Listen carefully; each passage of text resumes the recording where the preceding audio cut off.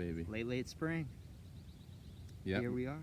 Here in the far field, what we're calling the far field, and wanting to share another sort of update crop story about some of the experiments that we're doing out here. And yeah, I wondered if we could sort of, Lucas, if you'd want to share anything, just again sort of framing what we're doing here, why we're setting out on this adventure, and what sort of the hope and the goal of Just this land has the soils haven't been tended to for a while, and we're looking to begin to grow some food or some crops that could provide for some of the needs of this community. And in order to do that, we had to go through this process that Caleb's done earlier this spring and now, because in the beginning the soil's not great for growing the best of food right now. It's year by year kind of building back that soil fertility, so we've gone upon a certain strategy in order to do that.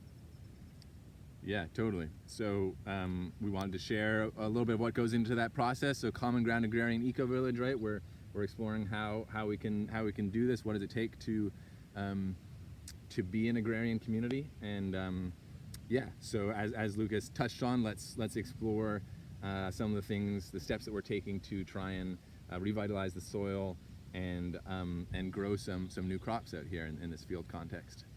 Because the crops have come up. There's some green coming up from the seeds that you planted a couple weeks ago. Yeah. So so to give a picture of the process of things, right? Last time we checked in, we were opening new ground. We were doing some of that tillage to get the soil ready, to work back this old hay. This old hay field, a lot of old hay fields in North Carolina. The soil gets very compacted. There's just not a lot of organic matter in the soil. Heavy clays. So first step was just trying to break that up a little bit, and we had the video about that. And then the next part, since we last saw you, or there's two big steps that we took, was amending the soil and some of the basic amendments, and then planting.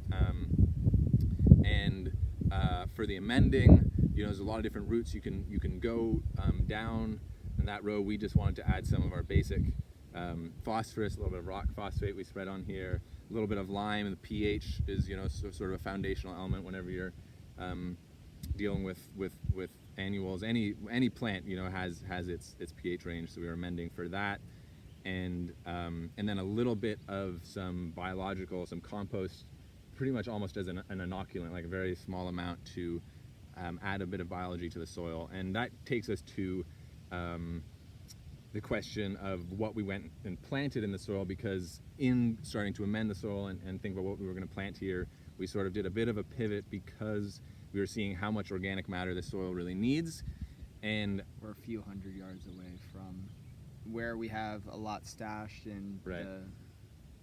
The task to get that on this field would have been many humans, many hours of work. Exactly, yeah. So we took some wisdom from a path of least resistance, and thought, rather than trying to haul in a bunch of organic matter, let's try and grow the organic matter in place. So we did, just after a big rain, when there was some good moisture in the soil, we went ahead and seeded most of this, a half acre behind us here in the far field, in a cover crop, and then a small section in some sweet gum. Sorghum, always one of those things. There's sweet gums all around, but no, we were planting sorghum. For some molasses, maybe. For some molasses, because sorghum was the most hardy and most tolerant of unfavorable soil conditions versus the potential corn and peanuts. Right. Yeah, that was sort of the thinking. We're sort of counting on it as a pretty resilient. And not as much of a risk for deer. And maybe. Because they would have tore up the peanuts. Yeah, exactly. Because we all love the peanuts. So that's what we did out here. A little bit of sorghum, a bunch of the cover crop, and then the peanuts moved into our fenced area. We'll do a video about that later to look at what's going on there, as well as our corn and some polyculture experiments there with some beans and squash. But yeah, so that's what happened in the far field here. Amending, planting. Let's take a peek maybe at what's come up. Yeah. We'll walk around.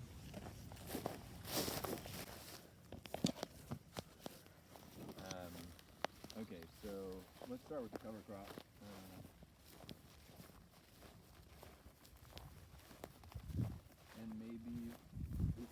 kind of an interesting pattern that if you're, are you filming? Yeah. Oh wow, we've just been rolling this whole time, great.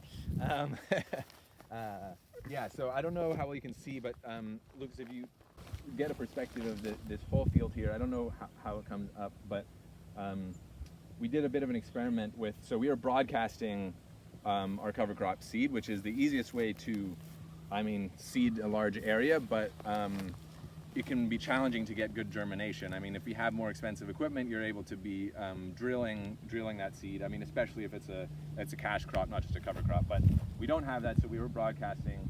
So we were experimenting with different ways to cover that because we've had a pretty dry late spring here.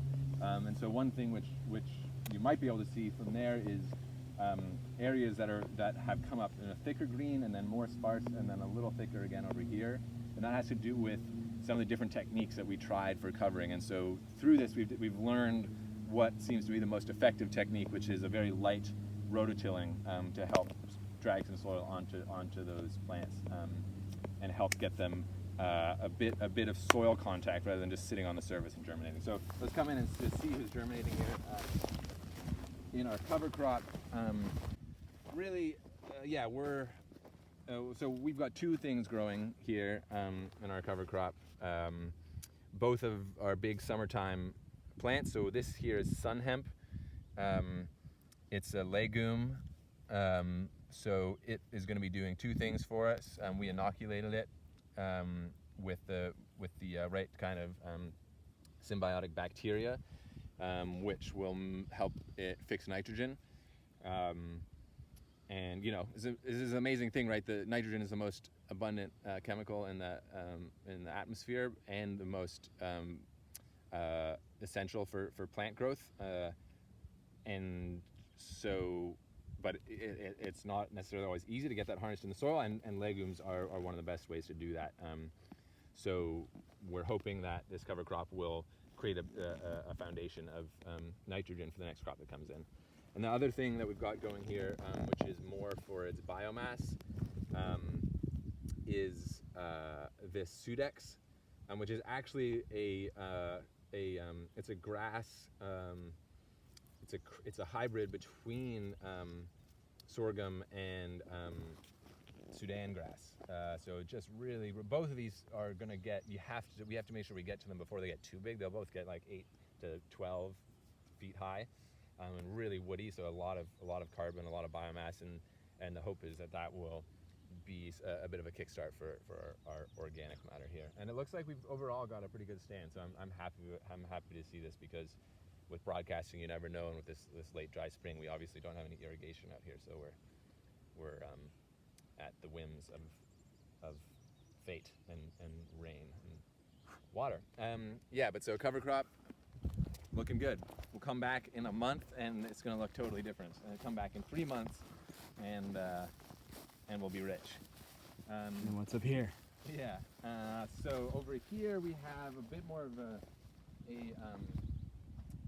scrappy situation where we planted. This is where we planted the sorghum, and still deciding what our next step is going to be, because it was a pretty patchy stand. This block here, these about 4 rows, is about the best stand that we have.